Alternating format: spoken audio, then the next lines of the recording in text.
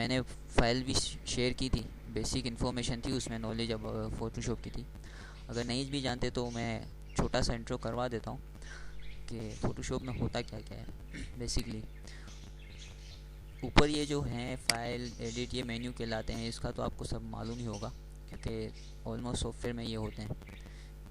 इसके अलावा ये जो साइड में है इसे टूल बार कहते हैं। टूल बार में आप ये देखेंगे यहाँ पे जो सेकंड टूल बार है, इसको अगर आप छोटा सा एक एरो बना हुआ है, इस पर क्लिक करेंगे तो इसके दूसरे मेन्यू भी यहाँ पे ओपन हो जाते हैं। स्मॉल मेन्यू इसको अंदर कहते हैं।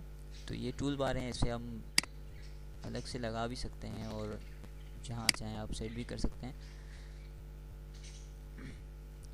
इसके अलावा ये प्लेट्स कहलाती हैं। मैं जब फ़ोटोशॉप हम नया नया इंस्टॉल करते हैं तो वो कुछ इस तरह से होता है, क्योंकि मैं इस पे काम करता हूँ तो मैंने इसको सेट किया हुआ है। तो मैं आपको बता देता हूँ, जब हमने नया इंस्टॉल किया है तो फ़ोटोशॉप इस तरह से कुछ होता है। ये प्लेट्स होती हैं, इसकी स्टाइल एडजस्टमेंट, ये इनका भी वर्क काफ़ी होता है। इसको हम आगे आपको बताऊँगा मैं कि सीखते हैं कैसे इसमें वर्क करना होता है। मैं यही सेटिंग रखता हूँ क्योंकि मुझे इस पे मेरा हाथ सेट हुआ हुआ है। बाकी जब हम ओल्ड वर्जन यूज़ करते थे तो उसमें प्लगइन्स कम होते थे, ऑलरेडी उसमें प्लगइन्स ऐड हुए होते थे, उसकी सेटिंग नहीं करनी पड़ती थी। लेकिन जब फ़ोटोशॉप से CS6 आया तो उसमें कुछ प्लगइन्स हाइड हुए हुए थे, तो उसको हम आप काइंडली आप यहाँ पे जाएंगे, प्रेफरेंस में जाके प्लगइन्स का ऑप्शन आएगा। प्लगइन्स के ऑप्शन में जाके यहाँ पे आएगा शो ऑल फ़िल्टर। तो शो ऑल फ़िल्टर आप कर देंगे तो इसका मैं बता देता हूँ। जब आप फ़िल्टर में आएंगे ना तो यहाँ आप देखें, यहाँ पे कुछ प्लगइन्स ये यहाँ पे शो हो रहे हैं, ठीक है। अब मैं यहाँ पे आया, यहाँ मैंने शो ऑल फ़िल्टर कर दिया। अब यहाँ पे प्लगइन भर गए, ठीक है। ये जब ओपन होंगे, जब आप कोई डॉक्यूमेंट्स यहाँ पे ओपन करेंगे या कोई पिक्चर वगैरह आप ओपन करेंगे तब ये आपको शो हो जाएगा। इसके अलावा एक और बहुत ही इम्पोर्टेंट सेटिंग होती है जो आप लोगों को लाजमी करनी है। उसका ये होता है कि आप पहले एक न्यू डॉक्यूमेंट्स बनाएं। न्यू डॉक्यूमेंट्स में बना के जब आप जाएंगे ना तो यहाँ आएंगे व्यू में। व्यू में आप चाहेंगे शो, और ये आएगी स्मार्ट गाइड। इसको आपको लाजमी ओपन करना है, स्मार्ट गाइड। ये नोट कर लीजिएगा। स्मार्ट गाइड ये किस लिए काम आती है ये भी मैं आपको अभी हाथों हाथ बता देता हूँ। जब शो में आके स्मार्ट गाइड ऑन करना है आपको, एक सेकंड आपको करना है एक रूलर। इसकी आपकी शॉर्ट की है Ctrl+R। ये देखें रूलर ओपन हो गया। रूलर इसलिए ओपन करते हैं कि किसी भी चीज़ को मैनेज करने के लिए, अगर हम बॉक्सेस बना रहे हैं, कोई फ्रेम हमें डिज़ाइन करनी है और उसके चारों बॉक्सेस हमें इक्वल रखने हैं तो उसको हम रूलर से करते हैं। उसके लिए एग्जांपल ये होती है, मैं आपको बता देता हूँ। अब यहाँ पे मैंने इस छोटी सी एक लाइन ड्रॉ कर दी है। अब इसको मैंने सेंटर में 4 बॉक्सेस बनाने हैं, तो इसको मैं क्या करूँगा, Ctrl+A से सेलेक्ट ऑल किया, ठीक है। देन यहाँ पे मैंने क्लिक किया शो ट्रांसफॉर्म। अब यहाँ पे छोटा सा एक डॉट आ जाएगा, तो वहाँ पे मैं रूलर से क्लिक करके एक लाइन ड्रॉ करूँगा उस डॉट पे सेंटर में, वो बिल्कुल सेंटर में होगा ड्रॉ। उसके बाद एक और लेफ़्ट साइड से लाइन ड्रॉ करूँगा, तो ये आपके 4 बॉक्सेस बन गए। इसको आप यहाँ से Ctrl+D से डिस्कनेक्ट कर देंगे। अब यहाँ पे आप आएंगे तो ये आपके जो भी आप बनाएंगे वो 4 बॉक्सेस आपके इक्वल आ जाएंगे। कोई आपकी साइज़ ज़्यादा कम ना छोटी होगी ना कुछ। इसलिए रूलर और स्मार्ट गाइड का मैं आपको बता देता हूँ उसका क्या इशू है। अभी आप देखेंगे कि अगर मैं यहाँ पे कोई चीज़ ला रहा हूँ तो आप देख रहे हैं पिंक कलर की लाइन आ रही है टॉप और साइड में। इससे आपको ये बताता है कि आपकी जो चीज़ है वो परफेक्ट है, आउट नहीं हो रही। अगर मैं इसको यहाँ ऊपर ले जाता हूँ तो ये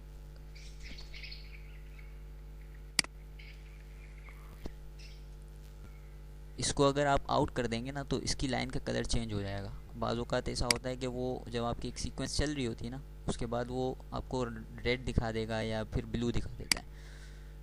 तो इसलिए ये 2 चीज़ें आपकी बहुत ज़रूरी हैं, इसको आप ध्यान में रखें और इसको ओपन कर लें, ठीक है। तो ये था छोटा सा एक इंट्रो था जो फ़ोटोशॉप में जो काम आता है CS6 में, ख़ास तौर पे CS5 तक तो वो ऑलरेडी ऑटो सेलेक्ट हुए होते हैं, लेकिन CS6 में हमें खुद ओपन करना पड़ता है। इसके बाद न्यू में हम आते हैं। सबसे पहले न्यू डॉक्यूमेंट्स में आपको अपनी साइज़ के हिसाब से जो भी आप बनाना चाहते हैं, या कोई पिक्चर या कोई भी DP वगैरह, तो साइज़ उसकी बहुत इम्पोर्टेंट होती है। साइज़ आपको याद रखनी चाहिए। पिक्सल पे हम काम करते हैं बेसिकली।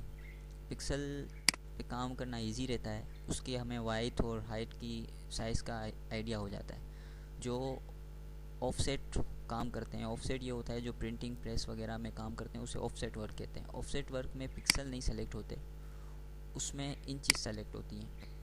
इंचेस और पिक्सल में बड़ा फ़र्क होता है। अगर आप 1000 पिक्सल सेलेक्ट कर रहे हैं तो वहाँ इंचेस में आप देखें कि 3.3 इंचेस आया हुआ है। इट्स मीन कि अगर आप इंचेस को जितना बढ़ाएंगे वो पिक्सल में और ज़्यादा हेवी होता जाएगा। तो हम बेसिकली पिक्सल पे काम करते हैं, क्योंकि नेट पे ज़्यादातर पिक्सल पे ही काम होता है। हम ऑफसेट नहीं कर रहे, क्योंकि इसलिए ऑफसेट में ये होता है कि वो प्रिंटिंग करनी होती है, तो उनका इंचेस वगैरह उनको ध्यान में रखना होता है। सबसे अहम बात, रेजोल्यूशन आप लोग 300 से कम नहीं रखिएगा। मोस्टली अगर आप कोई पिक्चर ओपन करेंगे फ़ोटोशॉप में, तो वो ऑलरेडी अगर पहले से ही बनी हुई है तो वो JPG फॉर्मेट में होगी, तो वो आपको 72 रेजोल्यूशन की आएगी। 72 रेजोल्यूशन को जब आप फेसबुक में या कहीं भी किसी जगह पे अपलोड करेंगे तो वो ऑटोमेटिक कंप्रेस हो जाती है, उसकी साइज़ कम हो जाती है। अगर आप कोई कवर वगैरह अपनी DP पे, प्रोफाइल पे लगाएंगे तो उस कवर को आपने बाजू का देखा होगा कि उसका रिज़ल्ट बिल्कुल डाउन हुआ होता है, पिक्सल फट रहे होते हैं। तो इसलिए रेजोल्यूशन का ख़ास तौर पे ख्याल रखिएगा। अगर आप कोई भी HD ग्राफिक्स बनाना चाह रहे हैं तो उसकी कम से कम आप रेजोल्यूशन 300 रखेंगे। 300 के से कम अगर आपकी रेजोल्यूशन हुई तो आपका पिक्सल फटने लग जाएगा। एट अ टाइम आपको जो है वो शो होगा कि आपका रिज़ल्ट अच्छा आ रहा है, लेकिन आप किसी को वो देंगे या कहीं अपलोड करेंगे तो उसका रिज़ल्ट डाउन हो जाएगा। तो लिहाजा कोशिश कीजिएगा कि 300 पिक्सल पे ही रेजोल्यूशन पे काम करें, उससे कम पे ना करें। ये आपका बैकग्राउंड है। अगर आप वाइट पे सेलेक्ट करेंगे तो वाइट बॉर्डर आ जाएगा। बैकग्राउंड कलर देना चाहें आप दे सकते हैं। ट्रांसपेरेंट, मैं अक्सर ट्रांसपेरेंट पे काम करता हूँ। उससे ये फ़ायदा होता है कि बैकग्राउंड बनाने में हमें आसानी हो जाती है कि हम अपनी मर्ज़ी से कोई भी बैकग्राउंड सेलेक्ट कर सकते हैं, जो चाहे बना सकते हैं। अगर वाइट रखेंगे तो वो वाइट पहले से ही बैकग्राउंड शो हो जाएगा, उसको फिर आपको अनलॉक करके करना पड़ेगा। मैं आपको दिखा देता हूँ। सबसे पहले वाइट सेलेक्ट करके यहाँ हमने बैकग्राउंड बनाया, तो अब ये देखें यहाँ पे बैकग्राउंड के ऊपर लॉक लगा हुआ है, इसको मैं कुछ भी नहीं कर सकता फ़िलहाल। अब यहाँ पे अगर मैं इसको कलर देना चाहूँ तो ये देखें, इसको मैं हटा नहीं सकता यहाँ से, क्योंकि इस पर वो लगा हुआ है, लॉक लगा हुआ है।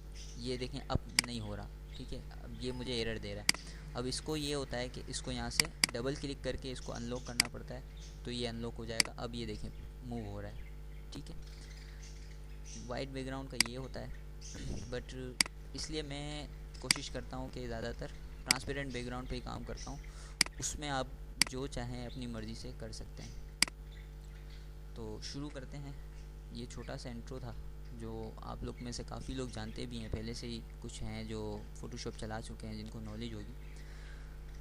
सबसे अहम बात जो है, जो बिगनर लेवल के लोग होते हैं वो करते हैं, एक छोटी सी उनकी कमज़ोरी कह लें या ना समझी कह दें, अगर कोई चीज़ उनको एडिटिंग थोड़ी बहुत भी आती होगी, वो करते होंगे। मोबाइल पे आजकल बहुत अच्छे सॉफ्टवेयर आ चुके हैं जिनसे एडिटिंग करते हैं, लेकिन साइज़ का ख्याल नहीं रखते।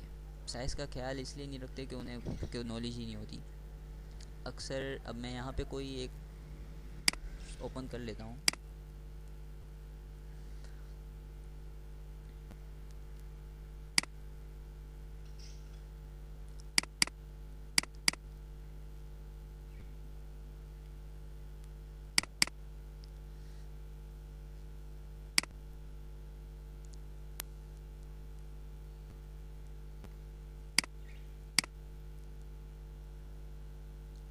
मैंने ये पिक्चर ओपन कर ली। अब मुझे इसको सेट करना है, ठीक है। मैं इस पर नाम लिखूँगा या कुछ भी करूँगा, लेकिन अक्सर आपने देखा होगा उसमें ये होता है कि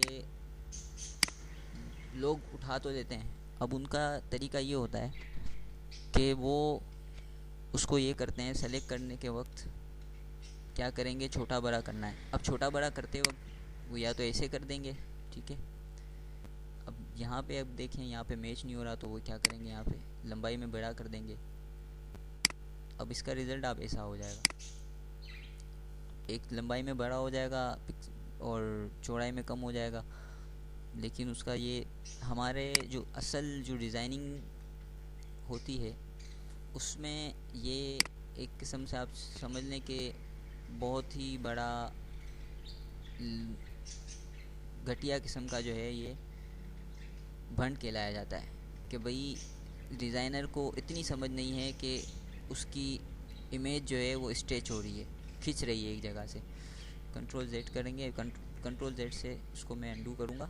ताकि इसका तरीका ये होता है, कभी भी आपको अगर कोई चीज़ छोटी बड़ी करनी है तो आप क्या करेंगे, सबसे पहले उसको आप सेलेक्ट करेंगे, कंट्रोल टी। शॉर्ट की आपको मैंने वहाँ पे सेंड की हुई है ग्रुप में, याद कीजिए शॉर्ट की आपको लिए बहुत ज़रूरी है। अगर आपको शॉर्ट की याद नहीं हुई तो आप बहुत तंग हो जाएंगे इस फ़ोटोशॉप से।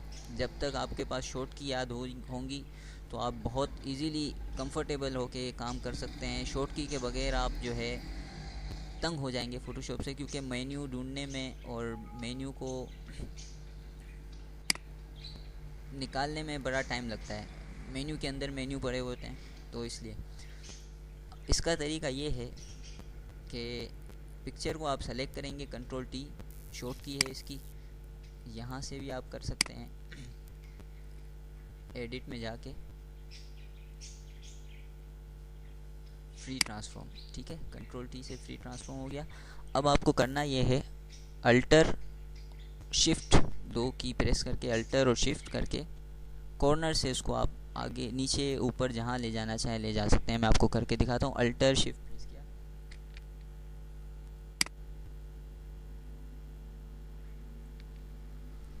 देख रहे हैं आप चारों कोने से उसका साइज़ इक्वल आया हुआ है। इसको आप कहीं भी कहाँ भी लगा सकते हैं। ये देखें इक्वल साइज़ है इसका। अब आप यहाँ लगाना चाहें, वहाँ लगाना चाहें। अब आप कह रहे हैं कि इसको हमने तो इतना डॉक्यूमेंट्स बनाया था, उसमें ये जगह फिट नहीं आ रही। फॉर एग्ज़ाम्पल अगर हम इसको यहाँ अपनी डॉक्यूमेंट्स में लाते हैं, इसको उठा के मैं यहाँ पे ये यहाँ ले आया, ये देखें इसकी साइज़ तो अब बढ़ रही है डॉक्यूमेंट्स की और पिक्चर की साइज़ कम है। तो कंट्रोल टी से हम इसको सेलेक्ट करेंगे, कॉर्नर से इसको पकड़ के अल्टर शिफ्ट प्रेस करेंगे, नीचे से कॉर्नर से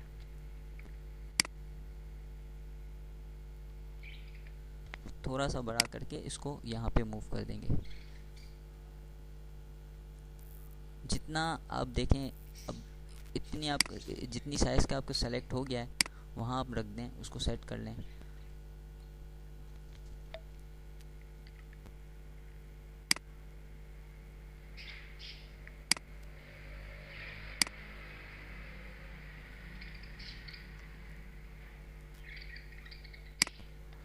ये हो गया। एक्स्ट्रा एरिया आपका कट जाएगा, जो आपको ज़रूरत नहीं होगी वो आप काट सकते हैं वहाँ पे। उसके बाद आप टेक्स्ट लिख लें। टेक्स्ट में भी लोग अक्सर यही गलती करते हैं। अक्सर आपने नोट किया होगा कि कवर्स वगैरह बने होते हैं तो उसमें भी ऐसा ही होता है, किसी के टेक्स्ट में लंबे हुए हुए होते हैं, किसी का क्या होता है, उसे स्ट्रेच कहते हैं कि ये आपकी चीज़ स्ट्रेच हुई हुई है। तो कोशिश करें कभी भी कोई भी चीज़ आप छोटी बड़ी करनी हो तो ये ऑप्शन यूज़ कीजिएगा, ठीक है। इसके अलावा एक और चीज़ मैं आपको बता दूं कि अक्सर जो है आपने देखा होगा कि वो काम करते हुए उनकी चीज़ ब्लर हो जाती है। ब्लर मीन्स कि अगर उसका रिज़ल्ट इतना डाउन हुआ होता है कि वो फटने लगते हैं, उसके पिक्सल फटने लगते हैं। वो छोटी तस्वीर होती है, साइज़ में छोटी इमेज होती है, उसको खींचते हुए इतना बड़ा कर देते हैं कि वो फट जाती है। तो उसका एक तरीका सिंपल सा ये है कि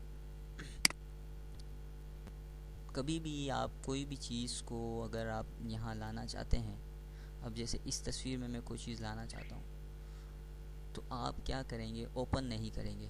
किसी भी चीज़ को आप अगर अपने एरिया में, अपने जो काम ग्राफिक्स एरिया आप जो बना रहे हैं, जो डिज़ाइन आपने सेलेक्ट किया हुआ है उसमें आप लाना चाहते हैं तो उसको आप क्या करेंगे, फाइल में आप जाएंगे, प्लेस मेन्यू आप देख लें, प्लेस फाइल में जाके प्लेस को सेलेक्ट किया। अब यहाँ से मैं अगर कोई चीज़ मुझे लानी है, लाइक मैं कोई स्टफ़ ले आता हूँ यहाँ पे,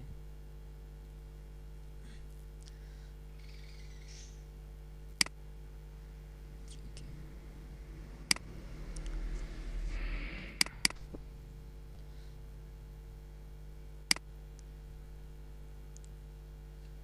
मैं ये कॉर्नर्स ले आता हूँ, ठीक है, इनको मैंने प्लेस कर दिया।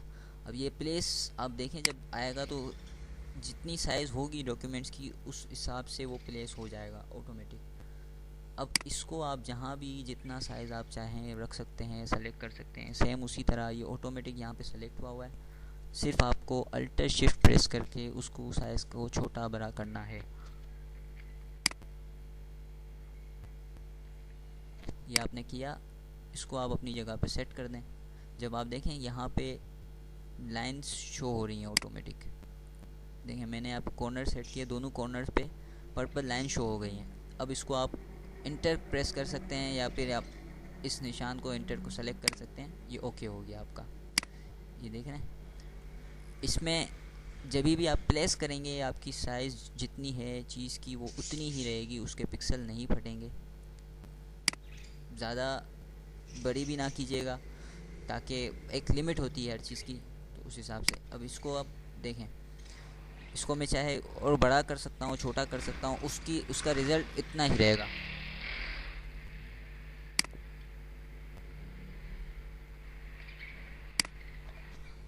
ये देख रहे हैं आप, बिल्कुल भी ब्लर नहीं हुआ। अगर मैं उसको ऐसे ही ले आऊँ और बड़ा कर दूँ तो वो ब्लर होना शुरू हो जाएगा। तो कोशिश कीजिएगा जब भी कोई चीज़ आप किसी डॉक्यूमेंट्स में लाएं तो उनको आप फाइल में जाके प्लेस करके लाइएगा। ओपन करेंगे तो आपको रिज़ल्ट फट जाएगा। उसको मैं आपको एक डेमो दिखा देता हूँ। ये मैंने यहाँ पे ओपन किया, ठीक है। अब मैं इसको इसी डॉक्यूमेंट्स पे ले आया। अब देखें,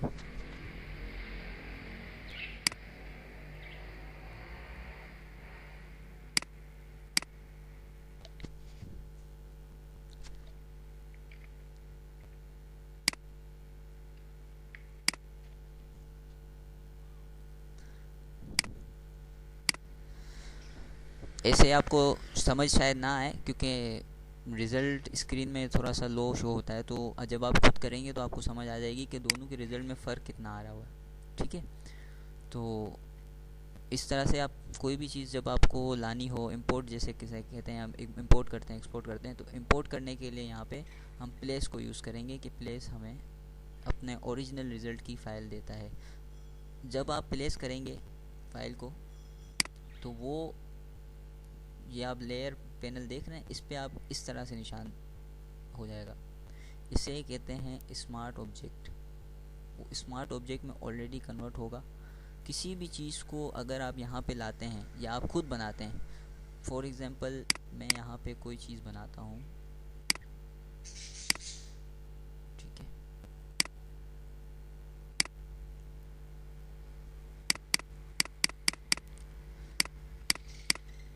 ये मैंने यहाँ पे एक रिबन बना लिया यहाँ पे।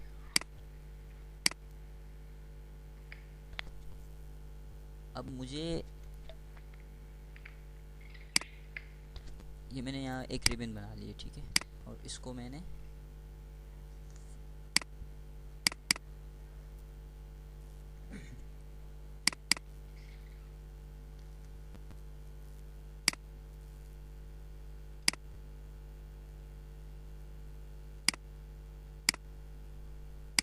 कलर भी दे दिया नॉर्मली। अब मुझे क्या करना है कि मैं चाहता हूँ इसको मैं साइज़ में बड़ा कर दूँ, लेकिन मेरा रिज़ल्ट जैसा है वो ऐसा ही रहे, पिक्सल उसके ना ब्लास्ट हो ना वो फटे।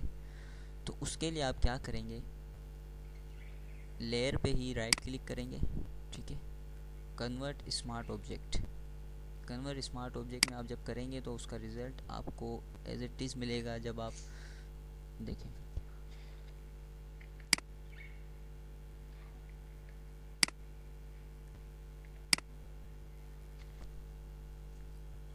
उसको आप छोटा बड़ा जैसा चाहे कर सकते हैं। अगर आप विदाउट कन्वर्ट स्मार्ट ऑब्जेक्ट करेंगे तो वो उसके पिक्सल ब्लास्ट होने लगेंगे, धुंधला होते जाएगा वो, और आपका वो चीज़ नहीं रहेगी। ठीक है, कन्वर्ट स्मार्ट ऑब्जेक्ट होगा यहाँ से, कन्वर्ट स्मार्ट ऑब्जेक्ट, लेयर पे राइट क्लिक करने के बाद आपका कन्वर्ट स्मार्ट ऑब्जेक्ट स्टार्ट हो जाएगा। ये तो छोटा सा एक आपको नॉर्मली बता रहा था। इंशाल्लाह आहिस्ते आहिस्ते हम ये करेंगे, टूल्स से काम करना शुरू करेंगे वन बाय वन। जो है डेली अगर हुआ तो टूल्स किस लिए यूज़ होते हैं, क्यों यूज़ होते हैं और किस तरह यूज़ होते हैं। ठीक है, तो आज हम फर्स्टली शुरू करते हैं हमारे मार्क्यू टूल से। रेक्टेंगल टूल मार्क्यू टूल कहलाते हैं इसको, इनकी शॉर्टकट की है एम। फर्स्ट ये किस लिए यूज़ होते हैं, देखें ये पहला जो है रेक्टेंगल मार्क्यू टूल जो यूज़ होता है उसका तरीका ये है कि किसी भी जगह आपको अगर कोई चीज़ ख़त्म करनी हो या कोई चीज़ रिमूव करनी हो या कोई चीज़ बनानी हो, सिलेक्शन करके आप बना सकते हैं। ये बॉक्स टाइप बनता है, ये देखें। इसका आप क्या करेंगे, यहाँ पे आप नॉर्मल बना लें, क्लिक करके यहाँ से नॉर्मल सेलेक्ट करके जहाँ आप चाहें, जहाँ भी जिस एरिया को आप चाहें सेलेक्ट कर सकते हैं। अब जैसे कि मैं चाहता हूँ कि मुझे इतना हिस्सा जो है वो नहीं चाहिए, मैंने इनको सेलेक्ट किया, ठीक है, और मैं यहाँ से इसको डिलीट कर दूँगा। ये मार्क्यू टूल यूज़ होता है। इसके अलावा मार्क्यू टूल बहुत से काम करता है, डिलीट भी कर सकते हैं आप अगर आप चाहते हैं कि यहाँ पे एक बॉक्स बन जाए। ठीक है, ये मैंने सेलेक्ट किया, यहाँ से न्यू लेयर ली और मैंने इसको फिल कर दिया, यहाँ पे एक बॉक्स बन गया न्यू लेयर से। ठीक है, इसी तरह से ही मार्क्यू टूल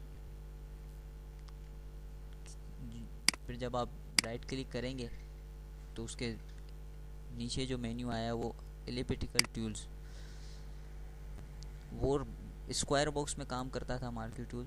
एलिप्टिकल टूल्स जो है वो राउंड शेप सर्कल में काम करता है। सर्कल में आप इसको आप लोगों के लिए भी यूज़ कर सकते हैं। काफ़ी जो चीज़ें हैं, अगर आप कोई चीज़ सेलेक्ट करते हैं लोगों के टाइप की ब्राउन सर्कल में, तो वहाँ से भी आप देखें, इसको मैंने किया यहाँ से डिलीट, ये राउंड शेप हमारा बन चुका है। इसके अलावा आप कोई राउंड शेप की चीज़ बनाना चाहें वो भी बना सकते हैं। तो मार्क्यू टूल हमारा इसलिए यूज़ होता है कि अगर आपको कोई चीज़ सिलेक्शन करनी हो तो उस हिसाब से आप कर सकते हैं और उसको वहाँ से सेलेक्ट करके वहाँ से डिलीट कर सकते हैं। ठीक है, ये मार्क्यू टूल का एक छोटा सा इंट्रो बताया है मैंने। जब आप काम करते रहेंगे, आपको हाथ बैठेगा तो आपकी प्रैक्टिस होती जाएगी और आपको समझ आएगी कि ये टूल किस लिए और कैसे यूज़ होता है ज़्यादातर। दूसरी बात, कोशिश ये कीजिएगा कि प्रैक्टिस को जारी रखिएगा, प्रैक्टिस ना छोड़िएगा। ये ना हो कि अगर कोई चीज़ आप सीख रहे हैं, एक बार बना ली, हाँ यार हमसे बन गई, बस बहुत है हम सीख लिया, ये ना कीजिएगा।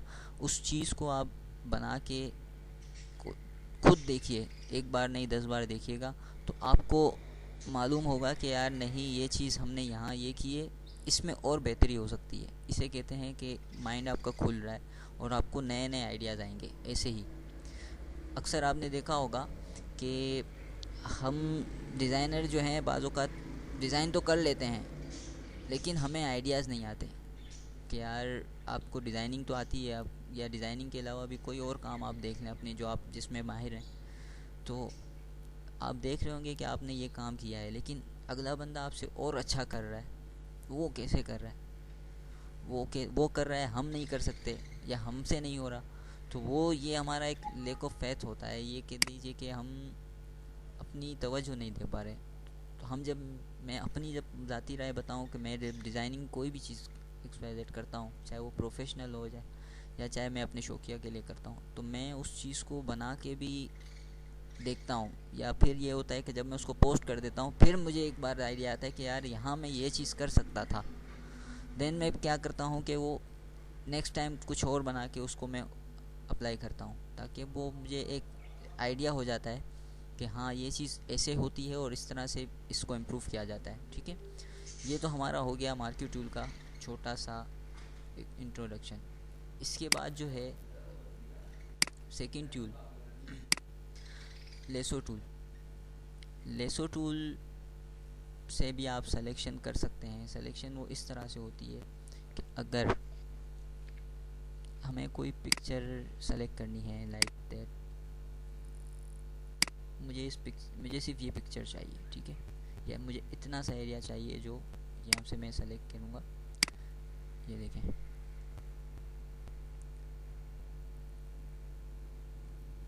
मैंने लेसो टूल यूज़ किया और मैं इसको कॉपी करके पेस्ट, ठीक है। ये देखें, जो एरिया मैंने सेलेक्ट किया था वो सिर्फ उतना सा कट हो गया है। लेसो टूल का ये यूज़ होता है। इसके अलावा बैकग्राउंड रिमूव हुए होते हैं पिक्चर से। अगर आपको बैकग्राउंड रिमूव करना है, या फिर आप चाहते हो कि सिर्फ आपकी अपनी तस्वीर में, आपने अक्सर देखा होगा बैकग्राउंड चेंज होते हैं, सिर्फ वो कटी हुई होती है, तो उसके लिए भी ये लेसो टूल्स यूज़ होते हैं। पॉलीगन लेसो टूल्स, ये देखें, इसमें आप अपने हिसाब से, काम यही है, सिर्फ उसके तरीके यूज़ करने के थोड़े से डिफरेंट होते हैं। लेसो टूल में ये होता है कि आप माउस को, कर्सर को जहाँ चाहें घुमाएंगे, वो वहाँ से पेन की तरह यूज़ होता रहेगा। लेकिन पॉलीगन लेसो टूल में ये होता है कि आपको एरिया सेलेक्ट करना पड़ेगा। अब यहाँ से यहाँ मैंने पहले सेलेक्ट किया है, देन उसके बाद मैंने यहाँ से सेलेक्ट किया है, क्लिक करते जाएंगे वो सेलेक्ट होता जाएगा। ये देखें, जहाँ जहाँ आप क्लिक करेंगे वो वहाँ वहाँ सेलेक्ट होता जाएगा। जितना एरिया आपको चाहिए ये वहाँ से सेलेक्ट हुआ, एंड देन जो आपको कॉपी करना है, पेस्ट करना है, डिलीट करना है, ये हो जाएगा आपका यहाँ पे सेलेक्ट। इसके बाद जो है टूल है मैग्नेटिक लेसो टूल। ये बड़ा फ़ायदेमंद होता है। इसका फ़ायदा ये है कि अगर कोई चीज़ आप सेलेक्ट करनी है तो वो उसी बॉर्डर पे चलेगा जहाँ आप उसको सेलेक्ट करवाना चाह रहे हैं। लाइक अगर मैं, अक्सर आप जो है ये बैकग्राउंड वगैरह से इमेज हटाने के लिए यूज़ होता है। ये देखें, जहाँ आप लेके जाएंगे, जितने बॉर्डर पे ये जाएगा, जहाँ वो इमेज होगी ये वहीं ऑटोमेटिक सेलेक्ट होता जाएगा। सिर्फ आपको माउस को मूव करना है उस इमेज के ऊपर। ये देखें, ऑटोमेटिक सिलेक्शन हो रही है। मैं सिर्फ माउस को यहाँ से मूव कर रहा हूँ।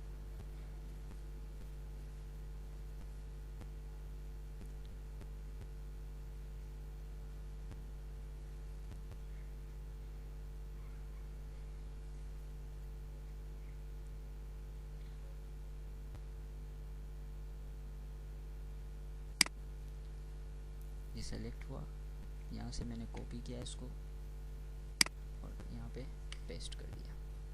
देखें, बैकग्राउंड ख़त्म हो गया, ये तस्वीर आ गई, ठीक है। ये तो मैंने इसलिए जल्दी में किया हुआ है तो इस तरह से आया है, लेकिन जब जाहिर सी बात है कब बंदा काम करने बैठेगा तो वो हर चीज़ को बारीकी से देखेगा, नोट करेगा। मैं सिंपल छोटा सा इंट्रो दे रहा हूँ आपको टूल्स का, ताकि आपको टूल्स की समझ आ जाए कि टूल्स किस लिए यूज़ होते हैं। तो दो टूल्स आपको समझ आ चुके हैं। इसके बाद हमारा थर्ड टूल है सिलेक्शन टूल।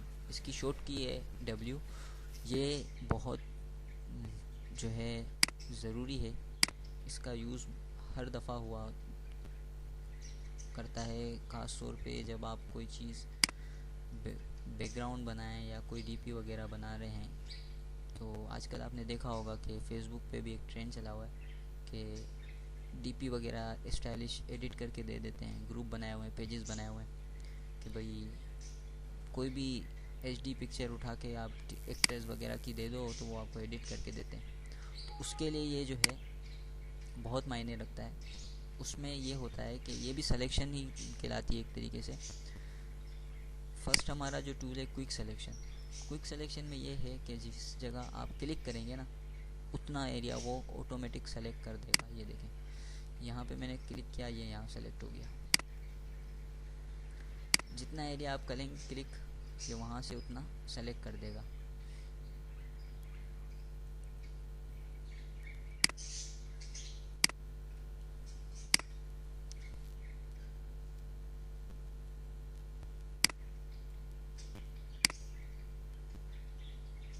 ठीक है, ये हो गया डिलीट।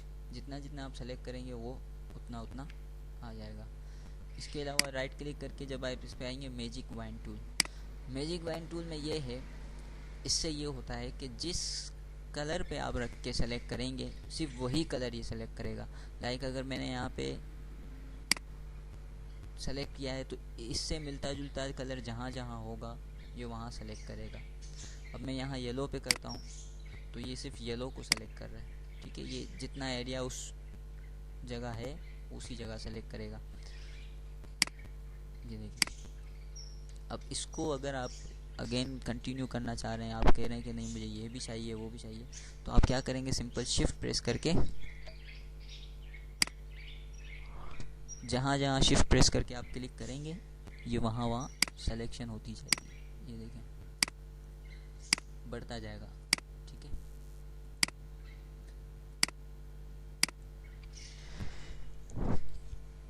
ये टूल होता है इसलिए यूज़ होता है मैजिक वाइन टूल। इसकी शॉर्ट की है W। शॉर्ट की आप याद रखिएगा, ज़्यादातर जो है आपको शॉर्ट की से ही मज़ा आएगा करने में काम। इसके बाद जो हमारा 5th टूल है वो है क्रॉप। किसी भी पिक्चर को, इतने तो आपको मालूम ही होगा कि क्रॉप किस लिए यूज़ होता है, ठीक है। अगर इमेज साइज़ बड़ी हो, क्योंकि हमने अभी जो इमेज लगाया था वो जाहिर सी बात है साइज़ में बड़ा था और हमने उसे छोटा किया है। अब देखें ये मैंने क्रॉप किया, ठीक है। अब मुझे यहाँ से इतना एरिया उसका नहीं चाहिए, मैंने सेलेक्ट किया एंड देन इंटर, पिक्चर मेरी हो गई क्रॉप, ठीक है। अगर आपकी पिक्चर बड़ी है, अपने जो डॉक्यूमेंट्स क्रिएट किया है उससे बड़ी है, तो आप सिंपल सिर्फ आप क्या करेंगे, C प्रेस करेंगे क्रॉप या क्रॉप को सेलेक्ट करके इंटर प्रेस कर दें। जब इंटर आप प्रेस करेंगे तो वो ऑटोमेटिक आपको आउटर एरिया शो करवा देगा। यहाँ आप देखें ये आपको यहाँ पे शो हो रहा होगा, यहाँ आपकी ये देखें ये एरिया आपका एक्स्ट्रा पड़ा हुआ है, यहाँ पे ये आपको आउटर एरिया शो करवा रहा है कि यहाँ आपकी इतनी इमेज आपकी आउट ऑफ इमेज है। इसको आप कट करना चाह रहे हैं तो उसको आप क्रॉप कर दें, ओके किया, यहाँ से वो पिक्चर ख़त्म हो गई, सारी की सारी क्रॉप हो गई, ठीक है। क्रॉप टूल यूज़ होता है। इसके अलावा पर्सपेक्टिव टूल सेम इसी तरह यूज़ हो रहा है। स्लाइस टूल भी है। स्लाइस टूल में ये होता है कि स्लाइस बन जाते हैं। स्लाइस आपने देखे होंगे, अगर आपको अक्सर आपने देखा होगा या आप देखिएगा आपको आइडिया हो जाएगा। एक PhD आप उठाएंगे ना जब, तो उसमें ये होता है जैसे कि अगर हम कोई टेम्पलेट डिज़ाइन करते हैं वर्डप्रेस का या HTML का कोई टेम्पलेट डिज़ाइन करते हैं, तो उसमें ये होता है कि वो स्लाइस लगाए, स्लाइस टूल यूज़ होता है। स्लाइस टूल यूज़ होने से ये होता है कि जब आप उसको सेव करते हैं उस इमेज को, तो उसके पीसीज बन जाते हैं। लाइक हेडर बन जाएगा, उसका साइड बार अलग हो जाएगा, मेन पेज उसका अलग हो जाएगा। अब इसमें देखें आपको 1 2 3 4 5 स्लाइड बन गए हैं ऑटोमेटिक, ठीक है। इसकी सेटिंग होती है। अब मैं इसको जब सेव करूँगा ना, तो मैंने इसको यहाँ से सेव कर देते, मैं आपको एग्जांपल दिखा देता हूँ इसकी।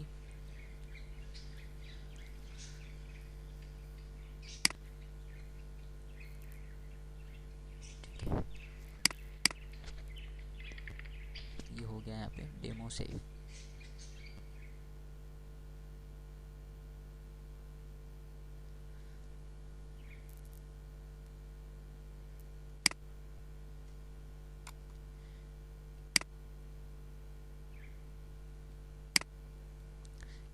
ये देखिए डेमो मैंने सेव किया, 5 स्लाइड बनाए हुए थे स्लाइस, और 5 की 5 पिक्चर जहाँ जहाँ स्लाइस लगे हुए थे उस हिसाब से कटिंग हो गई। ये हमारा हेडर स्लाइस बन गया था, ये फर्स्ट वाला, ठीक है।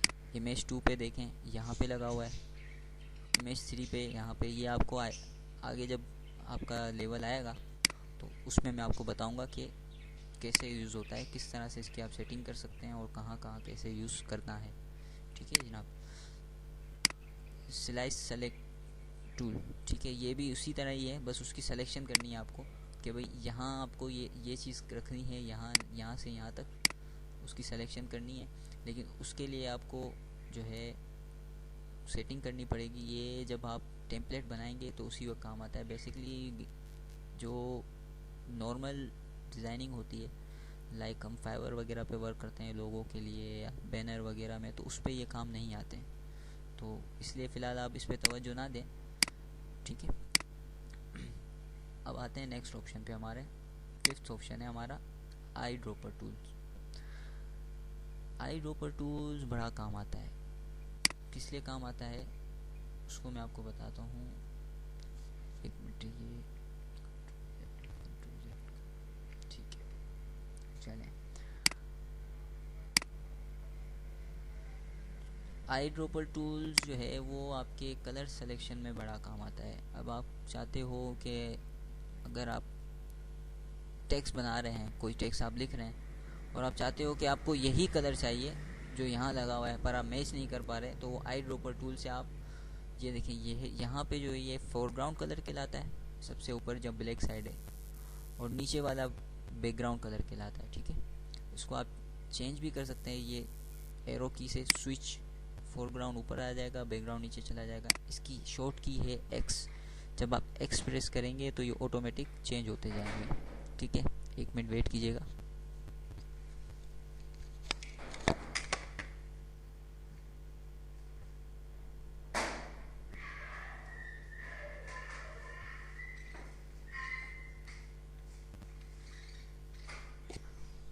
तो अब मैं चाहता हूँ कि मैं सिर्फ ये कलर यूज़ करूँ। ये देखें, मैंने जहाँ सेलेक्ट किया यहाँ पे कलर ऑटोमेटिक चेंज हो गया, येलो पे आ गया।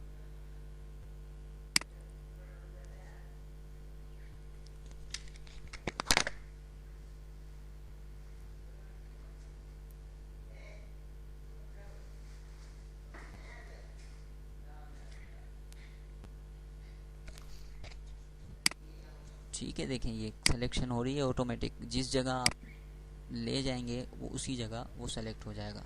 आई ड्रॉपर टूल काम आता है इसलिए, ठीक है। इसके अलावा जो नीचे के टूल हैं वो आप छोड़ दें, वो इतना कोई फ़ायदा नहीं है। इसके बाद spot healing brush. Healing brush जो है वो इसलिए यूज़ होता है कि कोई भी चीज़ को अगर आप कॉपी करना चाहें, तो जैसे कि अब ये चीज़ यहाँ पे आप देख रहे हैं, छोटी सी चील टैब बनी हुई है। अब मैं चाहता हूँ कि इसको ख़त्म करना है, तो हम ये करेंगे, अल्टर प्रेस करके मैं यहाँ से कोई भी एरिया जहाँ पे मुझे ख़त्म करना है वो सेलेक्ट करूँगा, और मैं इसके ऊपर, यहाँ से मैंने सेलेक्ट किया, ठीक है, और इसके ऊपर ये देखिए मूव कर दिया। देख रहे हैं, अब ख़त्म हो गई। कंट्रोल Z करके दिखा देता हूँ। ये चील टैब बनी हुई है, इसको मैंने यहाँ से देखें ख़त्म हो गई। हीलिंग ब्रश इसलिए यूज़ होता है। इसके बाद जो नेक्स्ट टूल है वो है ब्रश का। ब्रश का तो आप सबको मालूम ही होगा, नॉर्मली जो ब्रश होते हैं उसके उसी के अंदर पेंसिल टूल है, कलर रिप्लेसमेंट है, मिक्स ब्रश है, ये सेम सब एक ही काम करते हैं। सिर्फ इनमें जो है साइज़ और चीज़ों का फ़र्क हो जाता है। पेंसिल की तरह यूज़ होता है। ब्रश के भी अलग से किस्में हैं। अच्छा, ब्रश में जब आप आएंगे, ब्रश सेलेक्ट कर लिया, अब आपको चाहिए कि आप चाहते हो कि सर्कल राउंड ब्रश नहीं चाहिए, आप चाहते हो रिंग, आपको स्क्वायर ब्रश चाहिए, तो यहाँ पे ये ब्रशेस लगे हुए हैं। मैंने तो बहुत से कलेक्शन रखा हुआ है क्योंकि मेरा काम ही यही है। ये देखिए, मैं आपको दिखा देता हूँ।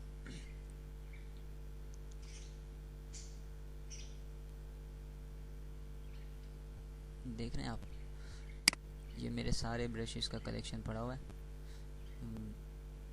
इसका भी स्क्रीन शेयर की वजह से थोड़ा सा स्लो चल रहा है। जितना आपका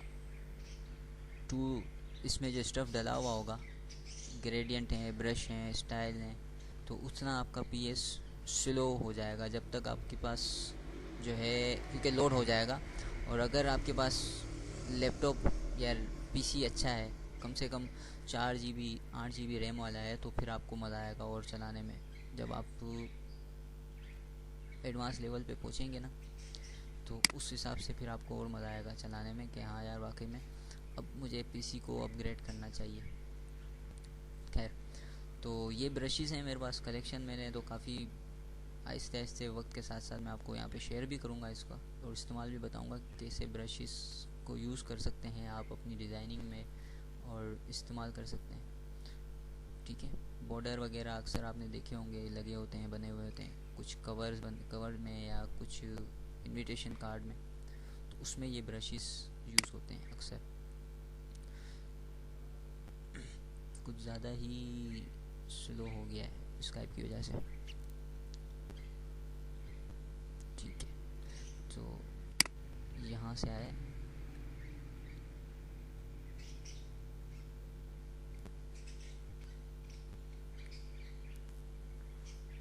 मैं बिलफर्ज ये ब्रश सेलेक्ट कर लेता हूँ।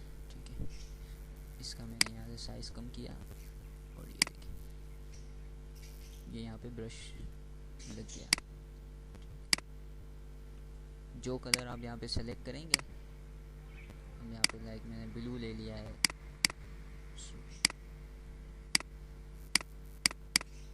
ये ब्रश चल गया। ठीक है, लेकिन याद रहे जब भी आप ब्रश यूज़ करें तो उसके लिए आपको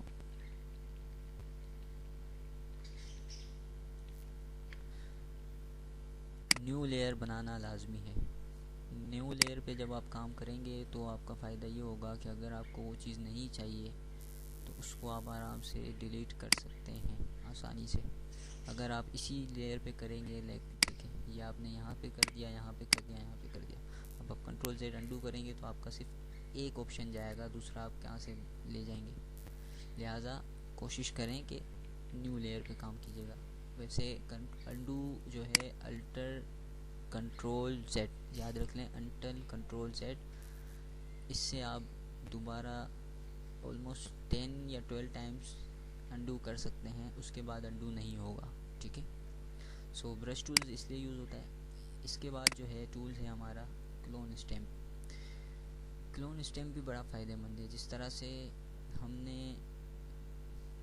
मैजिक पॉइंट टूल यूज़ किया था, सेम उसी तरह से क्लोन स्टैम्प है, लेकिन क्लोन स्टैम्प में फ़र्क इतना है कि वो एज इट इज़ चीज़ कॉपी करता है जहाँ पे आप सिलेक्शन करोगे।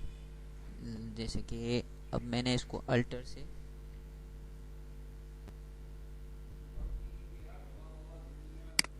ये सब मैंने सेलेक्ट कर दिया।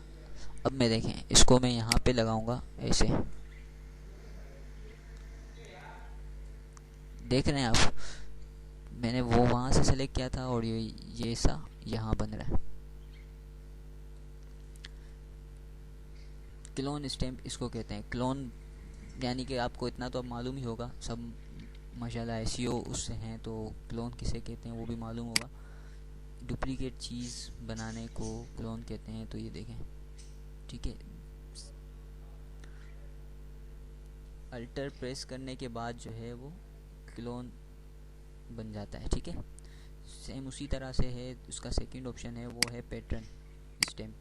पैटर्न भी जिस तरह से हमने ब्रश डाले थे उसी तरह से पैटर्न भी कलेक्शन मिलता है बहुत सारा। ये मेरे पास कुछ पैटर्न पड़े हुए हैं, जहाँ मैं चाहूँगा ये देखें वो पैटर्न बन जाएगा। मैं इसका साइज़ बड़ा कर देता हूँ, तो वो पैटर्न आप जो सेलेक्ट करेंगे वो उस हिसाब से पैटर्न वहाँ पे क्लोन उसका बन जाएगा। ये टूल्स इसलिए यूज़ होता है। हिस्ट्री ब्रश टूल्स इसको आप इग्नोर कर दें, ये कोई काम का नहीं है फ़िलहाल, ये एडवांस लेवल के उस पर काम आता है। इरेज़र ब्रश तो आपको सबको मालूम होगा इरेज़र किस लिए यूज़ होता है। ठीक है, नेक्स्ट टूल जो है उसका ग्रेडियंट टूल और paint bucket tool.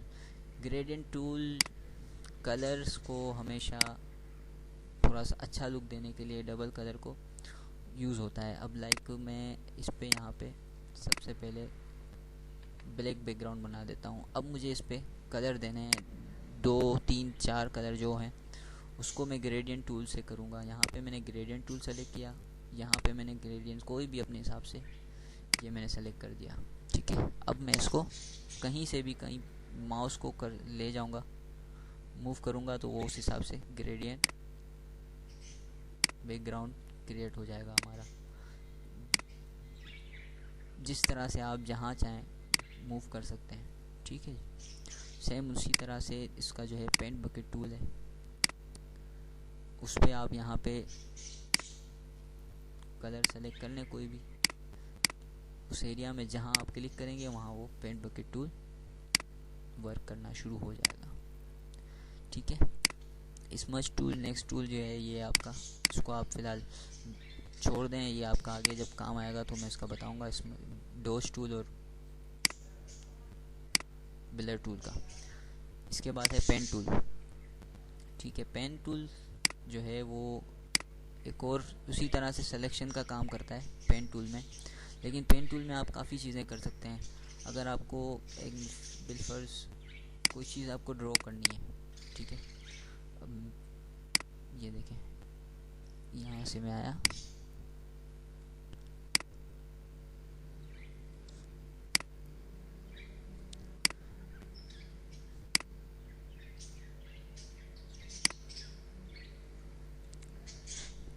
Pen tool से आप कुछ भी बना सकते हैं। लाइक आपको जो आप चाहिए आप, मतलब बाज़ औक़ात ऐसा होता है कि हम कुछ चीज़ जो है हमें मिलती नहीं है नेट से, तो हमें वो अपने हाथों से बनानी पड़ती है, कुछ खुद डिज़ाइन करनी पड़ती है, तो उसके लिए हम पेन टूल यूज़ करते हैं। जब पेन टूल आप कोई भी शेप बना लेंगे, उसके बाद आपको क्या करना है, पाथ, ये ऑप्शन है यहाँ पे पाथ पे क्लिक करके राइट क्लिक करेंगे आप, इसको मेक सेलेक्शन कर देंगे तो आपकी ये सिलेक्शन बन जाएगी। उस पर फिर आप अपना ये कलर फिल कर सकते हैं।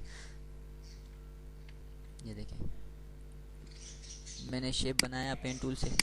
ठीक है,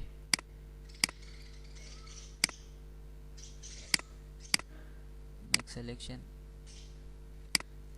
और मैंने इसको फिल कर दिया। ये देखिए पेन टूल इसलिए यूज़ होता है। ठीक है, सारे उसके पेन टूल्स हैं। इसके ऑप्शन जो है ये, अब अगर मैं free from pen tool use करूँगा तो वो ये मूव होगा ऐसे। ठीक है, ये जब आहिस्ते आहिस्ते, इसका शुरुआत में कोई काम नहीं है, मैं सिर्फ आपको इंट्रो दे रहा हूँ ताकि आपको समझ आ जाए कि टूल्स किस लिए यूज़ होते हैं। नेक्स्ट टूल हमारा है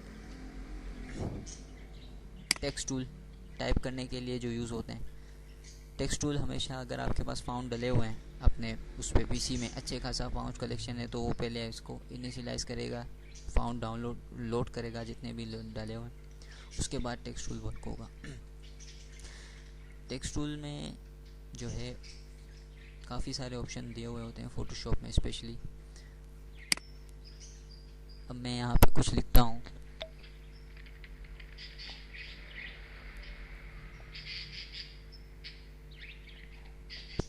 ठीक है,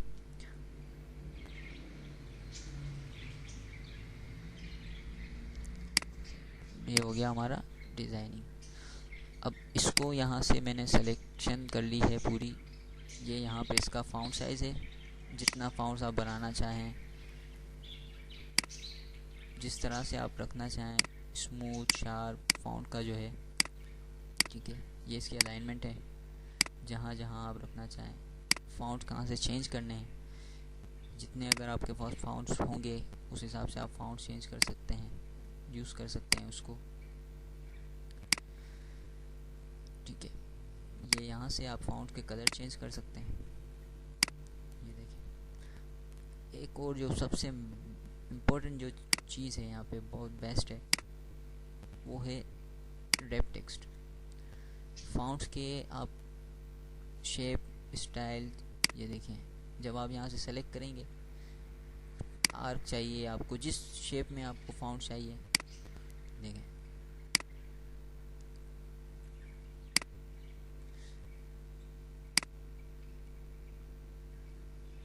ये फ़ोटोशॉप में बहुत इजीली हो जाते हैं। अक्सर आपने देखा होगा राउंड शेप में फाउंट बने हुए होते हैं और अलग अलग तरह से, तो वो इस तरह से हो जाता है फ़ोटोशॉप में। इसके अलावा जो है ये ऑप्शन है इसका यहाँ पे भी सेम चीज़ें दी हुई हैं, लेकिन इसमें कुछ एडवांस चीज़ें दी हुई हैं। लाइक फाउंड्स को आपको स्पेस देना है, फाउंड्स के साइज़ को आपको स्पेस देना है। अब मैं यहाँ पे चाहता हूँ कि फाउंड्स खुल जाएं जगह से। देख रहे हैं आप, स्पेस आ गया है फाउंड्स के बीच में। अगर आप कोई फाउंड्स को कम करना चाहते हैं, ये देखें बिल्कुल जाम हो गए, तो यहाँ से आप चेंज कर सकते हैं इसको। इसके अलावा फाउंड को आप बोल्ड कर सकते हैं, इटैलिक में कर सकते हैं, जिस तरह से आप चाहें फाउंड उस तरह से यहाँ से सेटिंग हो जाती है।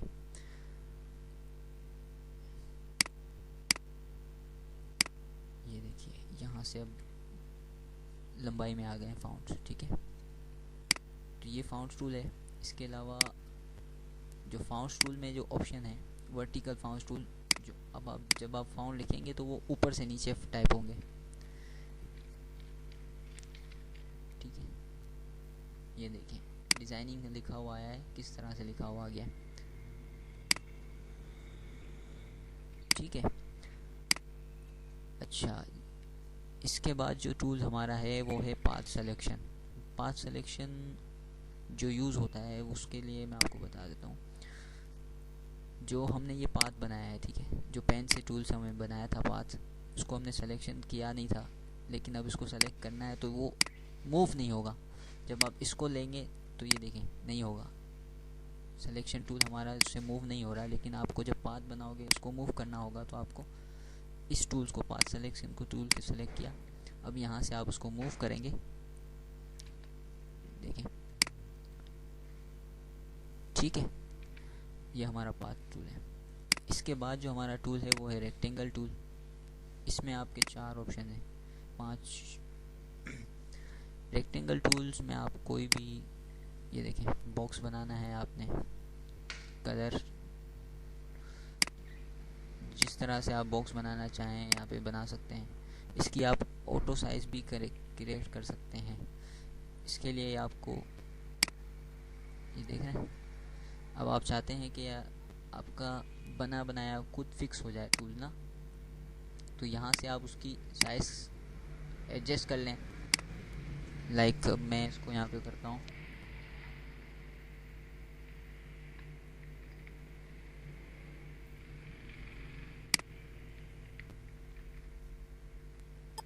ठीक है, 400 पिक्सल, 400 पिक्सल सेंटर। ये देखें चारों कोने स्क्वायर बॉक्स में ऑटोमेटिक साइज पे आ गए। कहीं भी आप क्लिक करेंगे वो उसी साइज में वो बॉक्स ऑटोमेटिक बन जाएगा, देख रहे हैं। ये आपका हो गया रेक्टेंगल टूल। इसके बाद आपका है इसी तरह से rounded rectangle tool. Rounded rectangle tool में आप देख रहे हैं कॉर्नर राउंड हो जाते हैं शेप में। अच्छा, इसको सेटिंग करने के लिए आप क्या करेंगे, एक लेफ़्ट क्लिक करेंगे स्क्रीन पर सिंपल सा। उसके बाद आप साइज़ अगर कम करना चाहें, मैं अब इसको यानी कि 20 कर लेता हूँ, और यहाँ पे मैं इसको कर देता हूँ 400। ये देखें फ़र्क आपको लगेगा, आप खुद पहले के और अब के बॉक्स में आपको खुद फ़र्क महसूस हो रहा है कि किस तरह से उसका जो कॉर्नर है और इसका कॉर्नर राउंडेड कम हुआ है और ज़्यादा हुआ है, ठीक है। नेक्स्ट टूल इसका है इलिप्स टूल। उसमें आप सर्कल में कर सकते हैं। ये देखें जिस तरह से जहाँ चाहें सर्कल में एक होता है। इसमें हमारा सबसे जो अहम टूल है इसका वो है custom shape tool. Custom shape tool में आप कस्टम शेप्स डाल सकते हैं, बना सकते हैं। कस्टम शेप्स मिल जाते हैं नेट पे, इसका काफ़ी सारा कलेक्शन होता है। जैसे कि मैंने अभी आपको थोड़ी देर पहले बना के दिखाया था, ये मेरे पास सारे कस्टम शेप्स बने हुए हैं, ठीक है। अब अक्सर रमज़ानों में जो अक्सर देखा होगा आपने इस्लामिक वॉलपेपर वगैरह में, तो मैं करता रहता हूँ अक्सर काम। कस्टम शेप टूल की मदद से बनी बनाई मस्जिद आपके सामने रेडी है। तो ये कस्टम शेप टूल्स में काम आते हैं। कस्टम शेप टूल जो है वो ये इजीली मिल जाते हैं बने बनाए, बस आपको सिर्फ इनको फ़ोटोशॉप में डाल के और अपने हिसाब से ड्रॉ करना होता है। तो ये हमारा यहाँ तक टूल है। लास्ट टूल जो है वो सबसे ज़्यादा देखें, जूम, कितना आपको जूम करना है। ठीक है, अल्टर प्रेस करके अगर आप करेंगे तो वो जूम आउट हो जाएगा। ठीक है, और विदाउट अल्टर करेंगे तो वो जूम इन हो जाएगा। अच्छा, अगर आप चाहते हैं कि एक्चुअल जो साइज़ हो इमेज की वो आ जाए, ये ऊपर ऑप्शन दिए हुए हैं। अब मैं एक्चुअल साइज़ जो हमारी होगी वो एक्चुअल दिखाएगा। उसके बाद फिट एक्सट्रीम, पूरी स्क्रीन की जितनी होगी वो दिखा देगा। फिल स्क्रीन और प्रिंट साइज़, ये प्रिंट साइज़ है हमारी। ठीक है, कलर्स मैंने आपको बता दिए, फोरग्राउंड और बैकग्राउंड किस लिए होते हैं, बैकग्राउंड कलर किस लिए होता है, फोरग्राउंड कलर किस लिए होता है और कैसे सेलेक्ट होते हैं। तो ये छोटा सा इंट्रो था जो टूल्स के लिए मैंने आपको दे दिया है। अब इसकी आप खुद प्रैक्टिस कीजिएगा कि किस लिए कौन सा टूल्स कैसे यूज़ होता है, क्यों होता है। जब कार्रवाई करेंगे, गलती होगी तो ही आपको समझ आ जाएगा। ठीक है, शॉर्टकट की आप मेन्यू देख लें, सबके सामने शॉर्टकट की डली हुई है ऑलरेडी। न्यू ओपन जो है उसकी शॉर्टकट की, बाकी मैंने फ़ाइल भी सेंड की हुई है, उसमें आप देख लीजिएगा, वहाँ आपको समझ आ जाएगी कि शॉर्टकट की किस लिए यूज़ होती है। लास्ट ऑप्शन हमारे लेयर पैनल। जब भी फ़ोटोशॉप में काम करें उसके लिए लेयर पैनल का ध्यान में रखना बहुत ज़रूरी है कि आप किस लेयर पे काम कर रहे हैं और किस लेयर को सेलेक्ट किया हुआ है आपने। फॉर सपोज मैं यहाँ पे ये लेयर न्यू डॉक्यूमेंट्स में आपको बताता हूँ। अब मुझे इस पे काम करना है, लेकिन मैं चाहता हूँ कि इस तस्वीर पे कुछ ना आए, इसके ऊपर अलग से आए। तो मैं यहाँ से सबसे पहले देखें यहाँ पे new layer, create new layer, जब आप इसमें माउस कर्सर ले जाएंगे तो ऑटोमेटिक आपको ऑप्शन बता देगा। यहाँ पे आपने न्यू लेयर क्रिएट की। ठीक है, अब यहाँ पे मैंने इस पर मैंने मेक कर दिया, ये मैंने एक फ्लावर,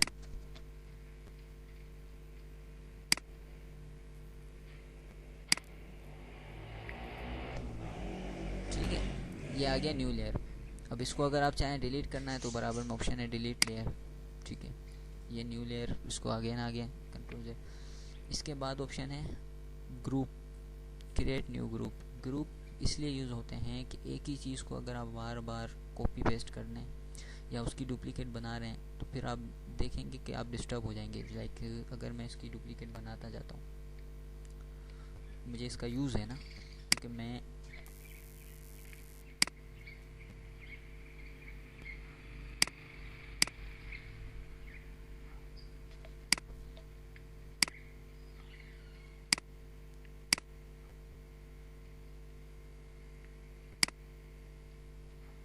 अब ये आपका डिज़ाइन बन गया, लेकिन अब इतनी सारी लेयर हो गई हैं कि आप परेशान हो जाएंगे कि यार कौन सी लेयर में कहाँ रखूँ और किस तरह। तो इसके लिए आप क्या करेंगे, सबको सेलेक्ट करेंगे शिफ्ट प्रेस करके, जितनी लेयर आपकी बनानी है सेलेक्ट करनी है उनको शिफ्ट प्रेस करेंगे और कंट्रोल जी प्रेस कर देंगे या ग्रुप पे क्लिक कर देंगे तो ये देखें एक ग्रुप क्रिएट हो गया ऑटोमेटिक। अब इस ग्रुप को आप खुद ऑन ऑफ करके जहाँ भी एक साथ चाहें मूव कर सकते हैं। ठीक है, इसके बाद का हमारा जो टूल है create new fill adjustment layer, यहाँ आपके ऑप्शन दिए हुए हैं। इसके आपको ब्राइटनेस वगैरह, लेयरमेंट वगैरह बता दे। ये देखें यहाँ आया मैं, अब मैं आप ब्राइटनेस और कंट्रोल, ठीक है, इसकी ब्राइटनेस बढ़ गई है, कंट्रास्ट इसकी देखें आप जहाँ आपको चाहिए कम करना है, सेट करना है, ज़्यादा करना है। ये देखें ये इसका एक ऑप्शन आ गया। इसी तरह लेवल में भी है, ये लेवल में ये है कि आपको लाइट कम ज़्यादा जो है वो कर सकते हैं। ठीक है, इनका इस्तेमाल मैं आपको आगे आगे इस तरह से बताता जाऊंगा। जब हम फ़िल्टर्स की तरफ आएंगे सब एक साथ आप देखेंगे तो आप खुद डिस्टर्ब हो जाएंगे कि किससे क्या करना है किससे क्या नहीं। ये तो आपको मैं छोटा सा इंट्रो दे रहा हूँ मैं आपके सारे मेन्यू का। इसके बाद जो है नेक्स्ट टूल जो है वो हमारा, इनको एक मिनट डिलीट कर देता हूँ मैं। अच्छा जी, ऐड लेयर मास्क में लेयर मास्क इसलिए यूज़ होता है कि अगर आपको कोई चीज़ को किसी साइड से डल करना हो, लाइक आप चाहते हैं कि वो चीज़ ख़त्म ना हो लेकिन उसका हल्का सा शेड रहे, अब तो वो क्या करेंगे, ऐड लेयर मास्क पे क्लिक किया, ठीक है, ये देखें लेयर के आगे एक वाइट बॉक्स बना हुआ आ गया, इस पर क्लिक किया हमने, यहाँ से हमने ग्रेडियंट टूल सेलेक्ट किया,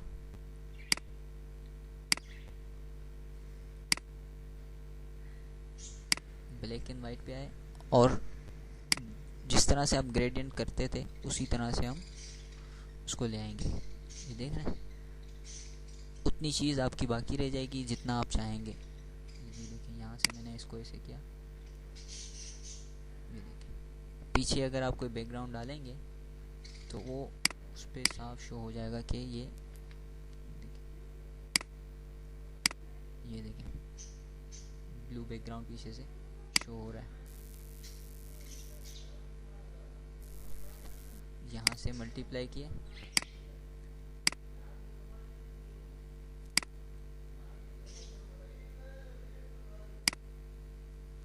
देख रहे हैं, लेयर मास्क इसलिए यूज़ होता है। इसके बाद जो है लास्ट ऑप्शन जो है हमारा ब्लेंडिंग ऑप्शन। ब्लेंडिंग ऑप्शन में ये होता है कि कलर की सेटिंग्स कर सकते हैं आप जो आपको देनी है। अक्सर ये टेक्स्ट में यूज़ होते हैं, टेक्स्ट अगर हम यूज़ करते हैं ना,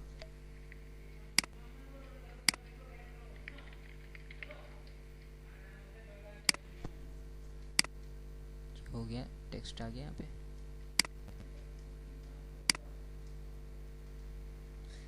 ये देखें ग्रेडियंट टूल, ये आ गया टेक्स्ट, ठीक है,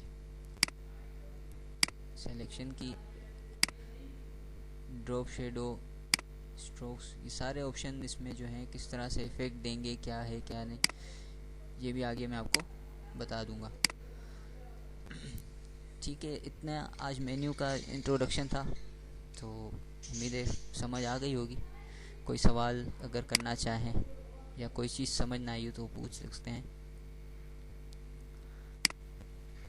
पीएनजी फाइल में पिक्सल ख़राब नहीं होते। अच्छा, पीएनजी फाइल कि ये जो है बता देता हूँ कि पीएनजी फाइल क्या होती हैं और जेपीजी फाइल क्या होती हैं। फॉर्मेट होते हैं कुछ फाइल्स के, फॉर्मेट अगर आप सेव करना चाहें, पीएनजी फाइल सबसे बेस्ट होती है।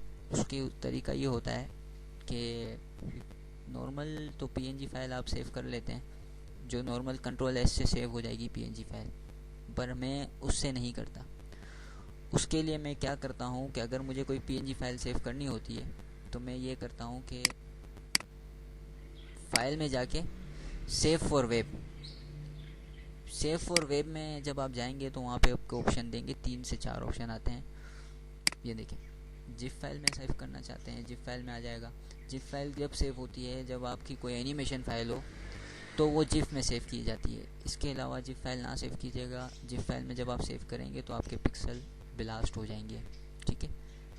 एनिमेशन फाइल जब होती है, लाइक आपने देखा होगा कि वो ग्लिटर टाइप्स की फ़ाइल होती हैं, वो जो है जिप फाइल में इमो वगैरह होते हैं, वो जिप फाइल में बनती है। इसके अलावा जेपीजी फाइल तो आपको नॉर्मली पता ही है जेपीजी किस लिए होती है।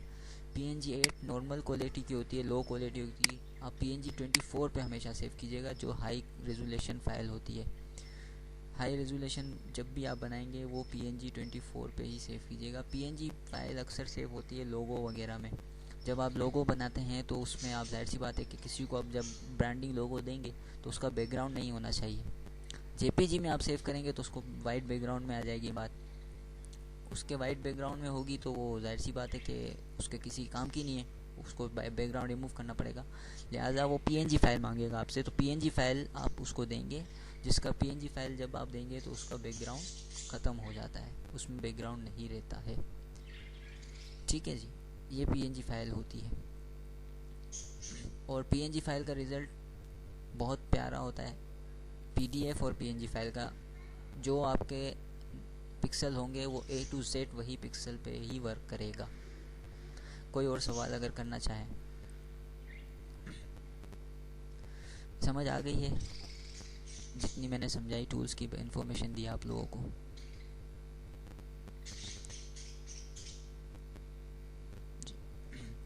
काफ़ी लोग मेरे ख्याल से जा चुके हैं टाइम की वजह से, और फाइज साहब अभी आए हैं। खैर, तो नेक्स्ट क्लास में उनको बता देंगे। रिकॉर्डिंग मैंने कर ली है वैसे। तो ऑप्टिमिस्ट जिया जी आपको समझ आ गई? ठीक है, कोई अगर सवाल या कोई प्रॉब्लम?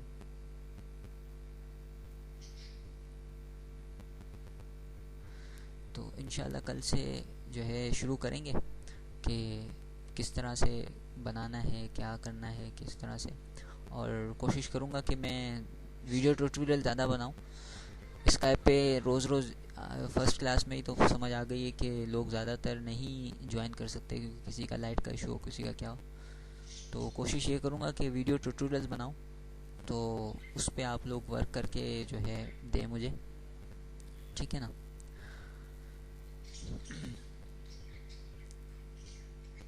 अगर कोई सवाल हो तो आप लोग कर सकते हैं।